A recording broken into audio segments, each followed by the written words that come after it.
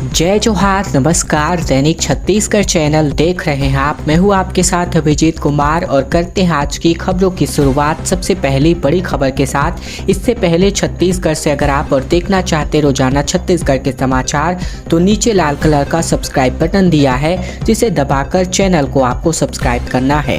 पहली बड़ी खबर, सिटी बसें अब बहाल करी जा रही हैं।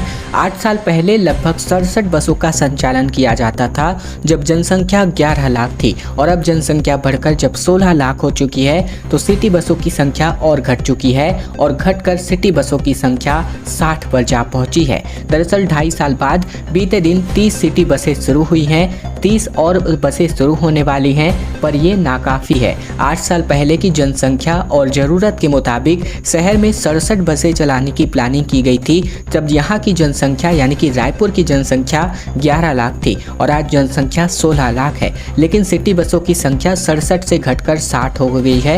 निगम अफसरों का कहना है कि 7 बसें पूरी तरीके से कंडम हो गई हैं। साथ ही साथ बात करें तो यहाँ पर सिटी बसों को लेकर के पड़ताल में ये बात सामने आया कि रहने लायक शहरों की सूची में रायपुर 7वें स्थान पर है, लेकिन पब्लिक ट्रांसपोर्ट के मामले में ये बेहद पिछड़ा हुआ है। साथ ही पेट्रोल डीजल की बढ़ती कीमतों के कारण भी केंद्रीय शहरी विकास मंत्रालय शहरों का पब्लिक ट्रांसपोर्ट की सुविधा में वृद्धि करने का सुझाव है। इसके अनुसार हर 10 लाख की आबादी पर सिटी बसों की संख्या 400 होनी चाहिए।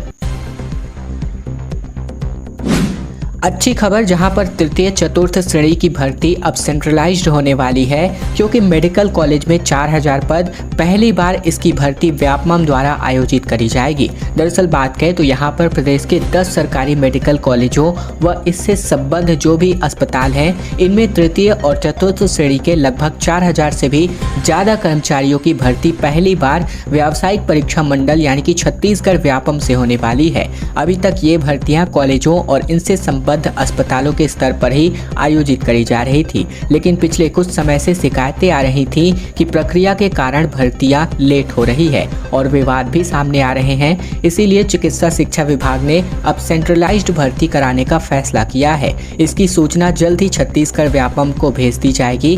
बात करें तो प्रदेश में हाल ही में महासमुंद व साथ ही साथ कोरबा कॉलेज में MBBS की 100 सीटों के लिए मान्यता मिली है और पिछले साल कांकेर कॉलेज को इतनी ही सीटों के लिए मान्यता मिली थी। निकट भविष्य में दुर्ग स्थित CM कॉलेज की मान्यता भी अब रिन्यूअल होने जा रही है।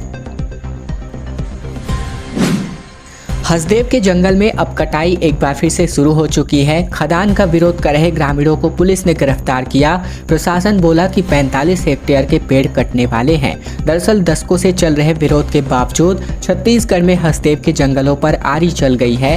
वन विभाग, प्रशासन और कंपनी ने बीते दिन सुबह 5 से 6 बजे के बीच पेड़ों की कटाई शुरू कर दी है। विरोध कर रहे ग्रामीणों को जबरन पकड़कर पुलिस हिरासत में भेज दिया गया है। साथ ही मौके पर भारी पुलिस बल तैनात है। किसी को कटाई वाले क्षेत्रों में नहीं जाने दिया जा रहा है। बताया जा रहा है कि पेड़ों की यह कटाई पेंड्रामार जंगल के इलाके में हो रही है। यहाँ बासेन से लेकर बम्बारू तक लगभग 45 हेक्टेयर के घने जंगल में पेड़ काटे जाने हैं। यह कटाई परसा ईस्ट केतेबासन खदान के दूसरे फेज के लिए करी जा रही है। खदान के इस विस्तार से सरगुजा जिले का घाटबर्रा गांव पूरी तरीके से उजड़ जाएगा। वहीं 1138 हेक्टेयर का जंगल भी उजाड़ा जाना है। वहीं इस क्षेत्र में परसा खदान के बाद इस विस्तार का सबसे अधिक विरोध किया जा रहा था। स्कूलों में छुट्टी को लेकर के यहाँ पर जो समय सारणी है जारी करी जा चुकी है। छत्तीसगढ़ में दशहरे पर 5 तो दिवाली पर शीतकालीन पर लगभग 6 दिन की छुट्टी मिलेगी। गर्मियों की छुट्टियों के लिए भी अवकाश घोषित करी जा चुकी है। स्कूल शिक्षा विभाग ने दशहरा, दीपावली, शीतकालीन और गर्मी की छुट्टियां मिलने वाली हैं और इस संबंध में लोक शिक्षण संचालनालय ने स्कूल शिक्षा विभाग के प्रमुख सचिव को प्रस्ताव भेजा है। आमतौर पर लोक शिक्षण संचालनालय से शासन को जो भी प्रस्ताव भेजा जाता है उसे मान लिया जाता है। दरअसल स्कूल के बच्चों के साथ साथ शिक्षकों को भी बेसब्री से छुट्टियों के ऐलान होने का इंतजार है।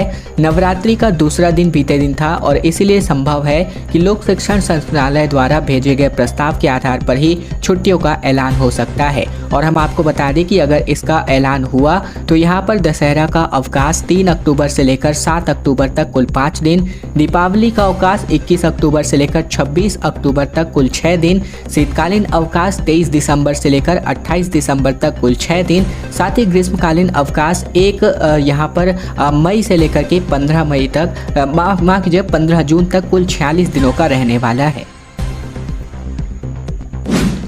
मुफ्त में वैक्सीन लगाने के लिए अब केवल चंद दिन ही बाकी रह गए हैं। छूटे हुए पात्र लगवा ले टीका, वरना यहाँ पर जो मुफ्त वैक्सीन है इसकी सुविधा नहीं मिल पाएगी। दरअसल छत्तीसगढ़ की बात करें तो यहाँ पर अधिकारियों की बैठक 30 सितंबर के पूर्व लोगों को टीका लगवाने के निर्देश जारी हुए। इस बैठक में 30 सितंबर के बाद निःशुल्क टीका की सुविधा खत्म कर दी जाएगी।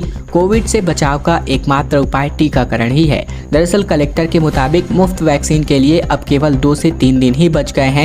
30 सितंबर के बाद निःशुल्क टीका की सुविधा अब खत्म हो जाएगी। इसके बाद लोगों को पैसे देकर अस्पतालों में टीके लगवाने पड़ेंगे। कलेक्टर के मुताबिक कोरोना संक्रमण की चुनौती अभी खत्म नहीं हुई है। कोरोना के नए मामले अभी भी आ रहे हैं। कोविड से बचाव का एकमात्र उपाय टीकाकरण ही है। कलेक्टर ने टीकाकरण मुहिम की रफ्तार बढ़ाने की अपील भी की है। छत्तीसगढ़ सरकार की पैरवी करेंगे कपिल सिब्बल, रोहतगी और सिंघवी। जहां पर आदिवासी आरक्षण को बचाने के लिए सुप्रीम कोर्ट में सरकार का विशेष पैनल बना दिया गया है। जल्द ही अब अपील करी जाएगी। दरअसल पूर्व केंद्रीय मंत्री और वरिष्ठ अधिवक्ता कपिल सिब्बल, मुकुल रोहतगी और अभिषेक मनु सिंघवी यहां पर आरक्षण मामले में छत्तीसगढ़ सरकार की पैरवी सुप्रीम कोर्ट में करेंगे। राज्य सरकार ने इन तीनों दिग्गज वकीलों को विशेष पैनल में नियुक्ति करने की प्रक्रिया शुरू कर दी है। सरकार जल्द ही उच्च न्यायालय के फैसले के खिलाफ सुप्रीम कोर्ट में अपील करेगी। बिलासपुर हाईकोर्ट ने 19 सितंबर को अपने फैसले में छत्तीसगढ़ के 58% आरक्षण को असंवैधानिक करार दिया था। उसके साथ ही अनुसूचित जनजाति का आरक्षण 32% से घटकर 20% पर जा पहुंचा है। वहीं अनुसूचित जाति का आरक्षण 12% से लेकर 16% पर हो गया और इसको लेकर प्रदेश भर में बवाल मचा हुआ है। मुख्यमंत्री बघेल ने उस समय कहा था कि 12 साल पहले भाजपा के बिना तैयारी किए आरक्षण बढ़ाया गया था। इसका औचित्य कोर्ट के सामने साबित नहीं कर पाए, जिसका खामियाजा लोगों को भुगतना पड़ा है। इस फैसले का अध्ययन करने के बाद हम सर्वोच्च न्यायालय जाएंगे और अब तय हुआ है कि आरक्षण के मामले में सर्वोच्च न्यायालय के समक्ष देश के 3 बड़े वकील राज्य का पक्ष रखेंगे। मितान क्लबों को पर्यटन का प्रशिक्षण अब छत्तीसगढ़ सरकार देने वाली है। विश्व पर्यटन दिवस पर मुख्यमंत्री ने इसकी घोषणा कर दी है। कहा इससे यहाँ टूरिज्म को बढ़ावा मिलेगा। दरअसल छत्तीसगढ़ सरकार जो है राजीव गांधी युवा मितान क्लब के सदस्यों को पर्यटन से जुड़ा प्रशिक्षण देने वाली है। मुख्यमंत्री बघेल ने इसके लिए बीते दिन घोषणा कर दी है। वे विश्व पर्यटन दिवस के अवसर पर रायपुर के एक होटल में आयोजित टूरिज्म कॉन्क्लेव को संबोधित कर रहे थे। मुख्यमंत्री ने कहा कि छत्तीसगढ़ के युवा जब पर्यटन की प्रति जागरूक होंगे तो प्रदेश के पर्यटन को और अधिक बढ़ावा मिलेगा।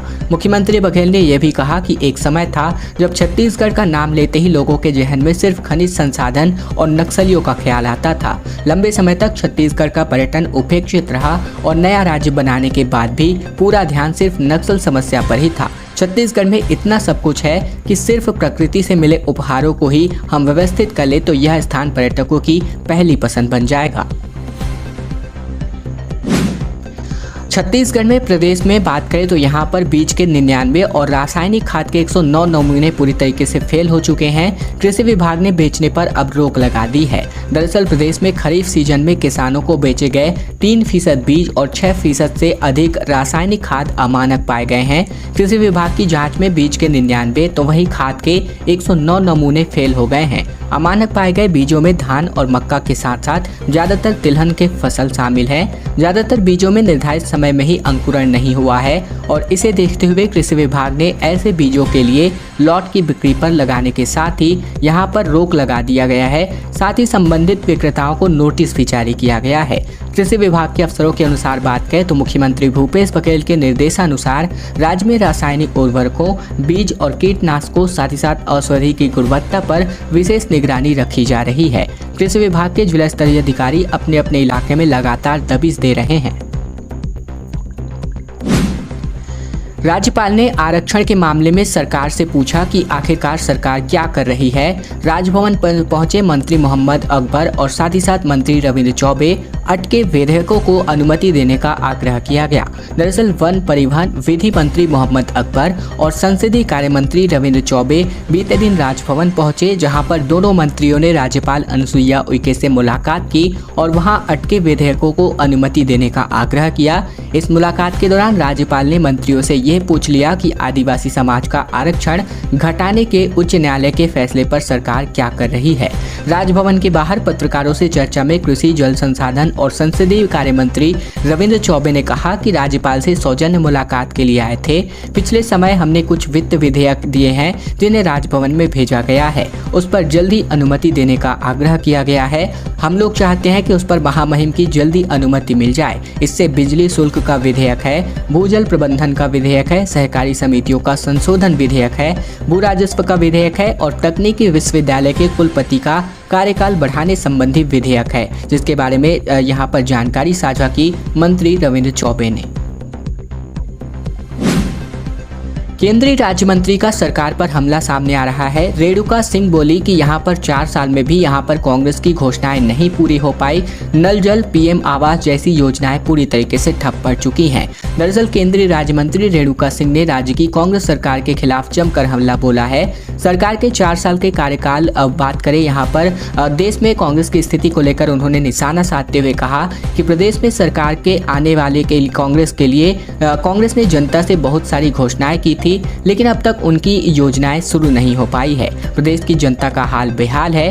साथ ही साथ केंद्र सरकार की महत्वपूर्ण योजनाएं जैसे नल जल, पीएम आवास के लिए भी सरकार अपनी राशि नहीं दे रही है, जिसके चलते यहाँ काम नहीं हो पा रहा है। मुख्यमंत्री बघेल का कहना है कि शिकायत मिली तो केंद्रीय एजेंसियों पर करेंगे कार्यवाही। कहा प्रदेश के व्यापारियों को न करे परेशान। दरअसल छत्तीसगढ़ के मुख्यमंत्री बघेल ने केंद्रीय जांच एजेंसियों को लेकर बड़ी बात कही है। श्री बघेल ने कहा कि यहां जिन लोगों को आईटी, ईडी, डीआरआई के लोग बुला रहे हैं, उन्हें धमकी, चमकी और प्रताड़ित करने का काम कर रहे हैं और अन्य दूसरे प्रकार की बातें भी सुनाई जा रही है, ये उचित नहीं है। उन्होंने कहा कि अगर छत्तीसगढ़ सरकार को शिकायत मिलती है तो निश्चित रूप से एजेंसियों के खिलाफ उचित कार्यवाही करी जाएगी। दिलशान ने जीत लिया दिल। रायपुर के मैदान में बांग्लादेश को श्रीलंकाई खिलाड़ियों ने 70 रनों से हराया। दरअसल रायपुर में रोड सेफ्टी क्रिकेट सीरीज का पहला मैच श्रीलंका ने अपने नाम कर लिया है। कप्तान तिलक रत्ने दिलशान ने लगभग 51 रन, साथ ही 30 गेंद और 7 चौके और 1 छक्का लगाकर दिलों को जीता। वो प्लेयर ऑफ द मैच भी बने। श्रीलंका के सामने बांग्लादेश लीजेंड्स थे और ऐसे में बेहतरीन प्रदर्शन के दमखम पर श्रीलंका लीजेंड्स ने बांग्लादेश को 70 रनों से हराया। ये श्रीलंका का अंतिम लीग मैच रहा। इसके बाद अब टीम रायपुर के ही मैदान में वेस्ट इंडीज से यहाँ पर बीते दिन आगे आने वाले दिनों में भिड़ने वाली है। अंतिम बड़ी खबर, जहां पर भारत जोड़ो यात्रा का असर अब दिखने लगा है, ये बोलना है मुख्यमंत्री भूपेश बघेल का। आरएसएस प्रमुख और साथ ही साथ मस्जिद और मजार भी पहुंचे। यहाँ पर छत्तीसगढ़ के लोगों से बदला नाले सिंधिया, इस प्रकार की बातें भी कही गई मुख्यमंत्री बघेल के द्वारा। दरअसल बात करें तो नवरात्र पर्व के दूसरे दिन बिलासपुर में महामाया देवी दर्शन करने पहुंचे मुख्यमंत्री भूपेश बघेल ने आरएसएस प्रमुख मोहन भागवत पर निशाना साधा। उन्होंने कहा कि भारत जोड़ो यात्रा के अभी 2 सप्ताह भी पूरे नहीं हुए हैं और उनका असर दिखने लगा है। दरअसल मोहन भागवत को मस्जिद और मजार पहुंचाए गए। ऐसे में नफरत छोड़ो और भारत जोड़ो इस देश की विविधता है, अनेकता में एकता हमारी ताकत है। लेकिन बीजेपी ने अपने स्वार्थ और सत्ता के लिए समाज में जहर घोलने का काम किया है। रतनपुर में महामाया देवी की पूजा अर्चना करने के बाद मुख्यमंत्री बघेल ने मीडिया से बातचीत करते हुए प्रदेशवासियों को नवरात्र की बधाई दी और कहा कि माता रानी की कृपा से अच्छी वर्षा हुई है और फसल भी अच्छी हुई है। अन्नदाता प्रसन्न है और खुशहाली का माहौल है। खैर दोस्तों, आज की खबरों का सिलसिला बस यहीं तक का था। अगर आपको यह वीडियो पसंद आए तो वीडियो को लाइक करना मत भूलिएगा। चैनल पर नए हैं तो चैनल को सब्सक्राइब करना भी मत भूलिएगा, ताकि प्रतिदिन की महत्वपूर्ण खबरें हम आप तक